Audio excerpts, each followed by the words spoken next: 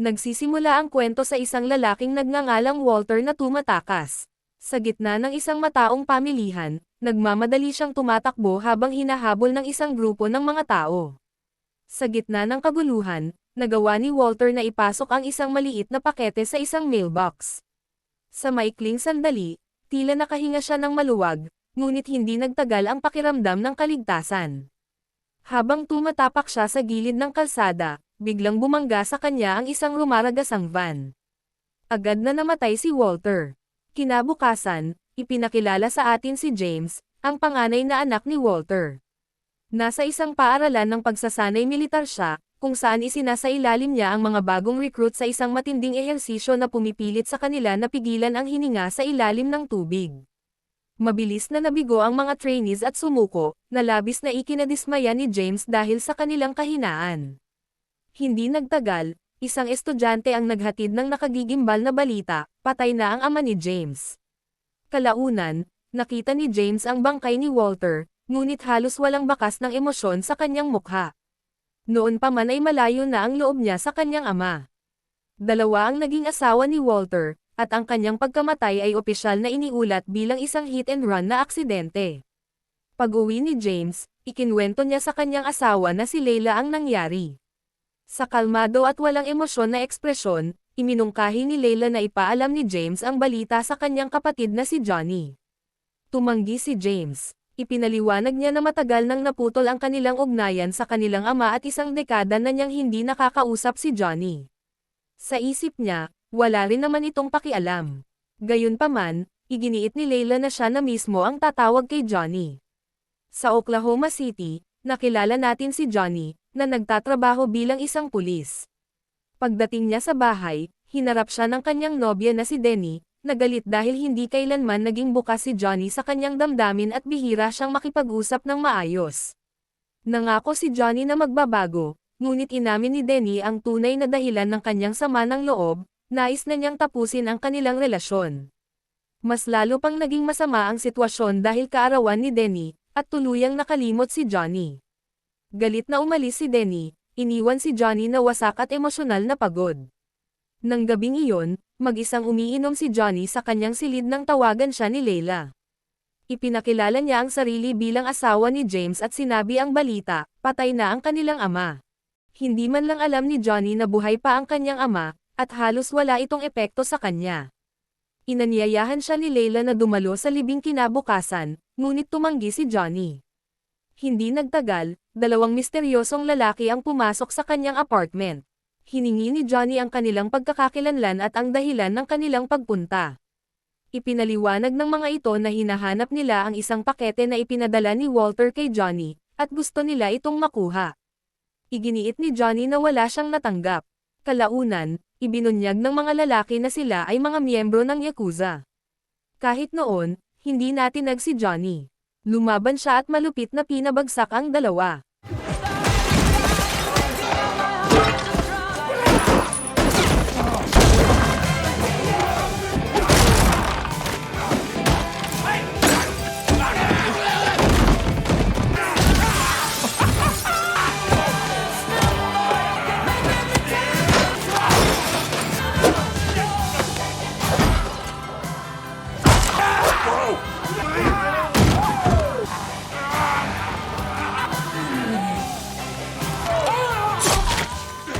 Sa gitna ng laban, ilang litrato ang nalaglag sa sahig. Ipinakita ng mga ito ang walang buhay na katawan ng ina ni Johnny. Labis itong yumanig sa kanya. Sa sandaling iyon, nagpasya siyang alamin ang katotohanan tungkol sa tunay na pagkatao ng kanyang ama at kung ano ang mga pinasok ni Walter sa lahat ng panahong iyon. Mula sa sandaling iyon, hindi na lamang naghahanap ng sagot si Johnny. Kinabukasan, makikitang nagtitipon si James kasama ang kanyang pamilya, kabilang ang kanilang kapatid na si Rita. Sa wakas ay dumating si Johnny at nakilala ang lahat. Mabigat at hindi komportable ang tensyon sa pagitan ni Johnny at James. Magkaiba ang kanilang ina, at ang hidwaan sa pagitan nila ay matagal nang umiiral mula pa noong pagkabata. Gayunpaman, sa kaibuturan, palaging nagmalasakit at nagmahal si James sa kanyang nakababatang kapatid. Habang nagpapatuloy ang libing, Napansin ng magkapatid ang ilang hindi pamilyar na kalalakihan na kahina-hinala ang kilos. Nabunyag na si Walter ay nagtrabaho bilang isang pribadong investigador, na nangangahulugang malamang ay nagkaroon siya ng maraming kaaway. Hindi nagtagal, lumapit ang gobernador ng lungsod na si Maho upang magbigay ng talumpati. Ipinakita na matagal na siyang kaibigan ni Walter, at tila tunay siyang natutuwa na makitang muling nagkakasama ang mga anak nito. Nang gabing iyon, nagtipon ang lahat sa bahay. Mataas ang pagpuri ni Maho kina James at Johnny. Si Rita naman ay patuloy na may hinanakit kay Johnny dahil sa hindi nito pagdalo noong pumanaw ang ina ni James ilang taon na ang nakalipas. Nagpatuloy ang usapan, na napunta sa buhay ni Johnny at kung kamusta na siya. Binanggit ni Johnny na mayroon siyang nobya, hindi tulad dati na wala kahit pusa. Kahit siya mismo ay hindi sigurado kung umiiral pa ang kanilang relasyon. Hindi bumalik si Johnny nang walang dahilan. Kumbinsido siyang hindi aksidente ang pagkamatay ni Walter, kundi isang pagpaslang. Ang katotohanang inatake siya ng mga miyembro ng Yakuza matapos ang insidente ay lalo lamang nagpatibay sa paniniwalang iyon. Napakaraming kakaibang nangyayari upang ituring na simpleng pagkakataon lamang. Agad na inakusahan ni James si Johnny na muli na namang nagdudulot ng gulo, tulad ng dati nitong ginagawa. Sa paningin ni James, tila sinusundan ng kaguluhan si Johnny saan man siya magpunta. Mariing itinanggi ni Johnny ang akusasyon. Lumala ang tensyon at nauwi sa isang mainit na pagtatalo, hanggang sa tuluyan silang umalis na magkasama. Humingi si James ng tapat na mga sagot, na inaalala kung paanong 10 taon na ang nakalipas. Brutal na binugbog ni Johnny ang isang grupo ng mga gangster dahil naniniwala siyang sila ang may kagagawan sa pagkamatay ng kanilang ina. Galit na sumagot si Johnny, sinasabing pinili ni James na magpatuloy sa kanyang buhay nang hindi siya kailanman tunay na pinagkatiwalaan. Nagtapos ang pagtatalo sa pag-alis ni Johnny, dala ang matinding pagkadismaya. Kalaunan, nagpunta si Johnny sa isang bar, kung saan binigyan siya ng bartender ng isang espesyal na inumin. Hindi nagtagal matapos niya itong maubos, gumagaan ang kanyang ulo at nagsimulang lumabo ang kanyang paningin.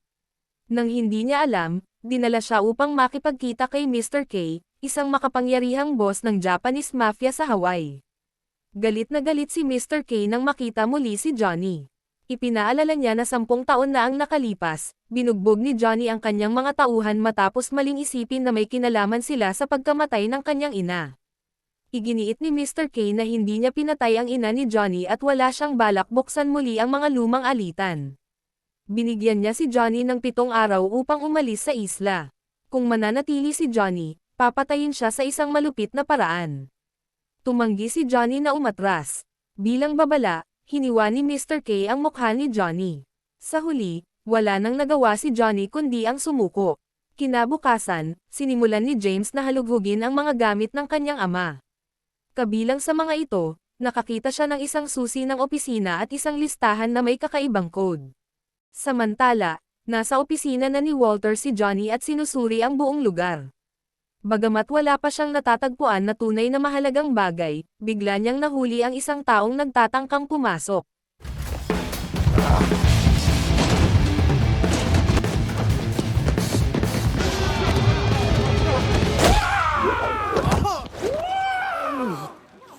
Dinakip at binugbog ni Johnny ang nanghihimasok, pinilit itong magpaliwanag.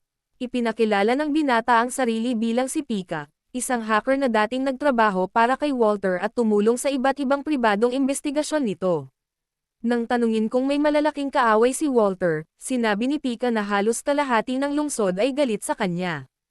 Hindi nagatubili si Johnny at nagpasya na mula sa sandaling iyon, si Pika ay magtatrabaho na para sa kanya. Kasabay nito, iniimbestigahan ni James ang lugar kung saan napatay si Walter. Napansin niya ang isang security camera sa kalapit na tindahan at hiniling ang footage. Tumanggi ang mga may-ari at nagsimulang maging agresibo. Sinubukan ni James na suhulan ang mga ito, ngunit nanatili silang tumatanggi. Dahil wala nang ibang pagpipilian, gumamit si James ng dahas upang makuha ang kailangan niya. Pagbalik sa opisina, sinuri ni na Johnny at Pika ang mga gamit sa loob. Nakaramdam si Johnny na may kakaiba sa isang surfboard. Nang masusi niya itong inspeksyonin, natuklasan niya ang isang nakatagong mapa sa loob. Tila bahagi ito ng isang malaking proyekto sa pagpapaunlad, ngunit hindi pa malinaw kay Johnny ang tunay nitong layunin. Sa City Hall, nagbibigay ng talumpati si Maho tungkol sa mga plano sa pagpapaunlad ng Hawaii. Naroon din si Rita, at nabunyag na siya ang kanyang assistant. Tinawagan ni Johnny si Rita at sinabi ang tungkol sa misteryosong mapang kanyang natagpuan. Sigurado siyang itinago iyon ni Walter para sa isang mahalagang dahilan, kahit hindi pa malinaw ang gamit nito. Hiniling ni Rita ang serial number ng mapa, at nangako si Johnny na ipapadala ito sa kanya. Hindi nagtagal, dumating si James sa opisina, na ikinagulat ni Johnny. Sa wakas, inamin ni James na tama si Johnny tungkol sa kanilang ama. Magkasama nilang pinanood ang CCTV footage, at malinaw nitong ipinakita ang van na sadyang bumangga kay Walter. Hindi iyon aksidente. Napagtanto ng magkapatid na nasangkot na sila sa isang bagay na mas malaki kaysa sa kanilang inaasahan. Sinimulan nilang pagdugtungin ang mga piraso ng katotohanan tungkol sa kung ano talaga ang kinahaharap ni Walter. Isang planado na pagpaslang, pagkakasangkot ng Yakuza, unti-unting nagkakaugnay ang lahat. Habang pauwi sila, bigla silang inatake ng isang sasakyan. Umaalingaw-ngaw ang putukan habang pinagbabaril ng mga salarin ang kanilang kotse. Tumalon palabas si Johnny at gumanti ng putok hanggang sa sumabog ang umaataking sasakyan. Dahil sa pagsabog, nawasak din ang kotse ni James. Galit na galit si James, ngunit ipinaliwanag ni Johnny na ang kanyang ginawa ang nagligtas sa buhay nito. Nagawa nilang makatakas at makauwi ng ligtas. Kalaunan, ipinaalam ni Rita na ang mapa ay may kaugnayan sa isang lalaking nagngangalang Marcus, isang makapangyarihang tao na may koneksyon sa Yakuza.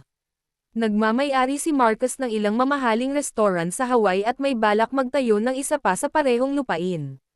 Ngunit may napansin si James na kakaiba. Ang disenyo ay hindi para sa isang restaurant. Isa itong kasino. Ipinaliwanag ni Rita na ilegal ang mga kasino sa Hawaii, kaya't hindi ito maaaring itayo ni Marcus ng lantaran. Ibinunyag din niya na mag-host si Marcus ng isang fundraising event kinabukasan. Pagkarinig nito, nagkasundo sina James at Johnny na pasukin ang naturang kaganapan. Kinabukasan, pinuntahan nila ang construction site na tinutukoy. Doon, nakatagpo nila ang isang grupo ng mga katutubong Hawaiian na nagsasagawa ng protesta. Determinado ang mga lokal na ipagtanggol ang lupain upang hindi ito makuha. Ipinaliwanag ng isa sa mga kababaihan na ang lupain ay pag-aari ng kanilang mga ninuno sa loob ng maraming henerasyon, at ngayon ay sinusubukan itong kamkamin ng mga makapangyarihang tao sa gobyerno sa pamamagitan ng puwersa. Nangako silang mananatili at lalaban, anuman ang kapalit. Dahil sa kanilang katatagan, natahimik sina James at Johnny at labis na humanga. Hindi nagtagal, nakatanggap si Johnny ng isang mahalagang tawag. Nakadiskubre ang pulisya ng isa pang bangkay na konektado sa parehong truck na pumatay kay Walter. Mula rito, napagtanto ni Johnny na may isang taong aktibong nagtatangkang burahin ang ebidensya. Ang truck ay nakarehistro sa isang kumpanyang tinatawag na Motora. Kasabay nito, iniulat ni Pika na matagumpay siyang nakakuha ng trabaho bilang waiter sa party ni Marcus.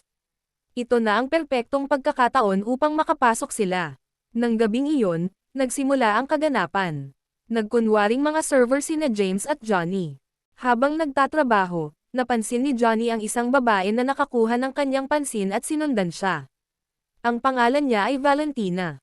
Agad niyang nakilala si Johnny bilang anak ni Walter. Nang sabihin ni Johnny na pumanaw na si Walter, kitang-kita sa kanya ang pagkabigla. Ibinunyag ni Valentina na siya ang asawa ni Marcus at inamin na siya ang nag-hire kay Walter matapos niyang paghinalaan na may relasyon ang kanyang asawa. Iniimbitahan niya si Johnny na makipagkita sa kanya sa isang hotel kinabukasan upang maipaliwanag niya ng detalyado ang lahat. Samantala sa kaganapan, nagtatrabaho si James sa catering area nang lumitaw ang isang lalaking nagngangalang Nakamura, na halatang lasing o apektado ng droga. Napansin ni James ang apelyido ng lalaki, Motora, nakapareho ng pangalan ng kumpanya na nagmamay-ari ng van na responsable sa pagkamatay ng kanilang ama. Bago pa man niya masuri ito ng husto, nakialam ang seguridad at parehong dinala ang magkapatid sa harap ni Marcus. Tinanong sila ni Marcus kung bakit nila inabala ang kanyang kaganapan, at ipinahayag niyang wala siyang ideya kung sino sila. Ipinahayag ni na James at Johnny na sila ang mga anak ni Walter at kamakailan lamang ay pumanaw ang kanilang ama. Iginiit ni Marcus na kinuha lamang niya si Walter upang imbestigahan ang hinala niya sa kataksilan ng kanyang asawa. Nagkaroon ng hindi pagkakaintindihan ng inakala ni Marcus na inaakusahan siya ni Johnny ng pagpatay. Ipinaliwanag ni Johnny na parehong kinuha ni Marcus at Valentina si Walter upang mag-espiya sa isa't isa. Habang nangyayari ang palitan ng usapan, napansin ni Johnny ang isang granada sa mga gamit ni Marcus at labis itong nakatawag sa kanyang pansin. Hindi nagtagal, iniutos ni Marcus na palabasin ang magkapatid sa party. Kinabukasan, pumunta si Johnny sa hotel upang makipagkita kay Valentina. Sa halip, natagpuan niya itong walang buhay sa labas ng gusali. Agad niyang pinaniwalaan na responsable si Marcus sa kanyang pagkamatay.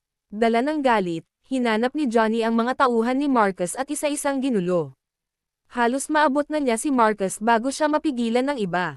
Sa gabing iyon, dumating si James sa istasyon ng pulis at nakuha ang pagpapalaya kay Johnny.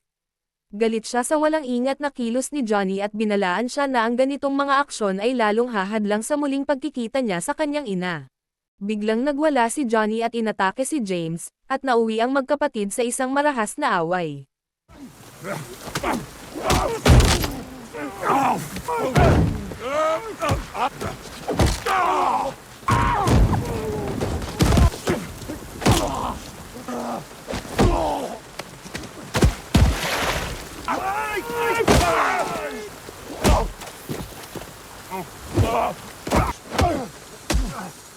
Sa init ng damdamin, tuluyan nang nailabas ni Johnny ang mga naipong sakit sa loob ng maraming taon. Pinagalitan niya si James dahil noong nakaraan, pinaalis siya nito. Ipinaliwanag naman ni James ang katotohanan. Matapos mamatay ang kanilang ina, nagsimula si Johnny na brutal na sugurin ang mga miyembro ng gang, na nakatawag pansin sa parehong pulis at mga kriminal na organisasyon. Pinaalis ni James si Johnny upang iligtas ang kanyang buhay, ngunit ayaw itong marinig noon o ngayon ni Johnny. Inamin ni Johnny na noon, desperado siyang kailangan si James dahil matapos mamatay ang kanilang ina, si James lamang ang natirang pamilya niya. Sa huli, humingi ng paumanhin si James. Nagkakasundo ang magkapatid at nagpasya na magtulungan upang alamin kung sino talaga ang nasa likod ng pagpatay sa kanilang ama. Bumalik sila sa kanilang bahay. Hindi nagtagal, tinawagan si Johnny ni Denny. Pumunta si Denny sa apartment ni Johnny sa Oklahoma upang kunin ang kanyang mga gamit at natuklasan ang isang pakete na ipinadala ng isang taong nagngangalang Walter. Agad na napagtanto ni Johnny na ito ang pakete na hinahanap ng Yakuza. Ipinaliwanag ni Denny na wala itong laman kundi isang flash drive. Hiniling ni Johnny na agad siyang lumipad papuntang Hawaii at dalhin ang flash drive, at pumayag si Denny. Kaagad pagkatapos, dumating si Denny at sabay silang umalis mula sa airport. Habang nasa biyahe, sinimulang suriin ni Pika ang flash drive. Lumalabas na ito ay naglalaman ng nakalock na cryptocurrency account. Ipinaliwanag ni Denny na kailangan ng 12 codes upang mabuksan ito. Ipinakita ni James ang listahan ng mga code na kanyang natagpuan mula sa mga gamit ni Walter. Habang ini-input ni Pika ang mga code, biglang sumiklab ang kaguluhan. Lumitaw ang isang helicopter at binaril ang kanilang kotse. Sumali ang ilang sasakyan na puno ng armadong kalalakihan sa kanilang habulan. Nagsimula ang matinding bakbakan. Nagawa nilang wasakin ang mga sasakyang humahabol sa kanila, at si James ay napatumba pa ang helicopter. Malapit silang mamatay, ngunit nagawa nilang makatakas. Pagkatapos huminto, muli nilang sinuri ang crypto account. Lumalabas na may $2 milyong na nakaimbak sa isang overseas account, at si Maho ang may-ari nito. Labis itong bumibigat sa damdamin ng magkapatid. Sa buong panahong iyon, pinagkatiwalaan nila si Maho na parang isang tiyuhin sa pamilya. Mula sa sandaling iyon, nagsimulang magkaayos ang lahat sa kanilang isip. Magkasabwat sina Marcus at Maho. Binayaran ni Marcus si Mayo upang ilegal na linisin ang lupa para sa proyekto ng kasino, at bilang kapalit, nakatanggap si Maho ng $2 milyong. Habang iniimbestigahan ni Walter ang mga plano ni Marcus at Valentina, aksidenteng natuklasan ni Walter ang korap na scheme na ito.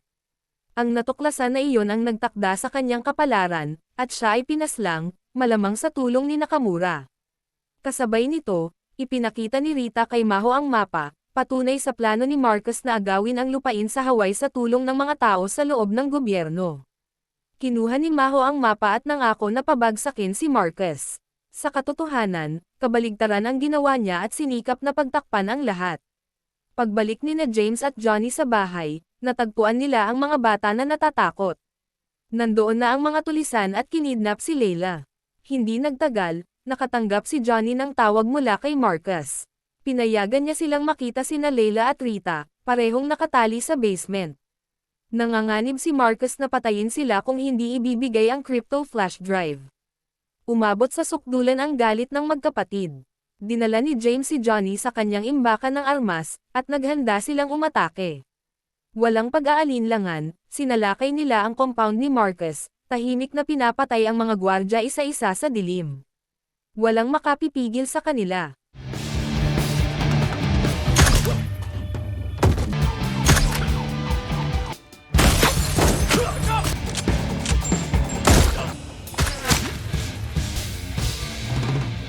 Mula sa basement, napagtanto ni Marcus na nagsimula na ang atake at pinadala ang mga tauhan ni Nakamura upang pigilan sila. Hinarap ni James ang mga ito ng direkta at pinuksa ng brutal na kahusayan. You hear the cracker sound on both snaps. You get struck with subtraction. Producer Hardy, guard body, party through karate and tongue. I'm banging on your head like a drum. Rap, I'm banging on your head like a drum. We call your head like a drum, like a drum. Banging on your head like a drum. Hindi nagtagal, narating ng magkapatid ang basement at natagpuan sina Layla at Rita. Pinakawalan nila ang dalawang babae, ngunit ibinunyag ni Layla na nakatakas na si Marcus. Dahil sa paghihiganti, hinabol ni Johnny si Marcus. Kasabay nito, hinarang ni Nakamura ang daraanan ni James. Nagsimula ang isang matinding labanan. Ipinakita ni Nakamura na siya ay isang malakas na kalaban, ngunit sa huli, napagtagumpayan siya ni James at napatay gamit ang espada.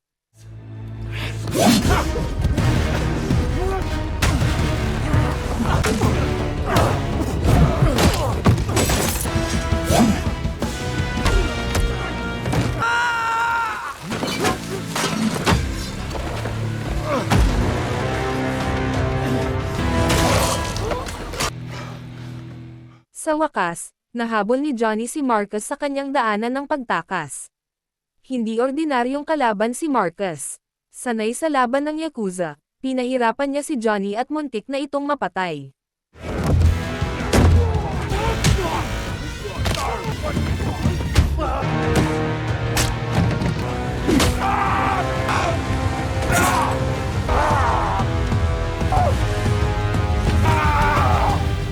Sa huling sandali, ipinakita ni Johnny na nauna na niyang hinugot ang pin ng granada ni Marcus. Sumabog ito ng malakas at agad na napatay si Marcus. Natapon si Johnny sa dagat at muntik ng malunod. Sumisid si James at nagawa niyang hilahin siya pabalik sa ibabaw. Malubha ang mga sugat ni Johnny, ngunit buhay pa rin siya. Labis ang ginhawa ni James, sa wakas ay nailigtas niya ang kanyang nakababatang kapatid. Kinabukasan, inaresto si Mahon ng mga awtoridad. Sa harap ng pamilya ni Walter, iginiit ni Mahon na siya ay inosente, ngunit kinuha pa rin siya ng pulis. 2 araw ang lumipas, nakaupo si Johnny sa tabi ng dagat, nagmumuni-muni tungkol sa kanyang ina.